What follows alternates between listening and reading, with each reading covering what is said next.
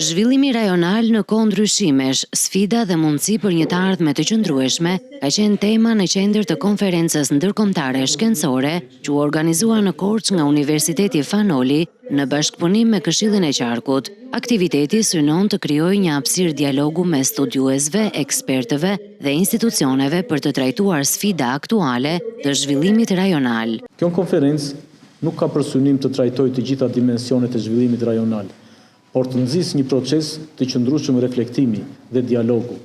Ajo shërben si një piknisje për aktivitetet që do të pasojnë: seminare, tryeza të rrumbullakta, punëtori dhe publikime shkencore, të cilat do të kontribuojnë drejt për drejt në artimin, rishikimin dhe përmirësimin e planit të zhvillimit rajonal, bazuar në evidenca, të dhëna dhe analiza të përpunuara nga studiuesit tanë. Kjo konferencë ndërkombëtare, ashtu si përmendi edhe rektori, shënon fillimin e një cikli të ri veprimtarish, ku ekspertiza akademike dhe ajo shkencore, por gjithashtu edhe gjetjet në terren, do të përfshihen drejt për drejt në tryezat ku hartohen dhe rishikojnë politikat dhe planet tona të zhvillimit.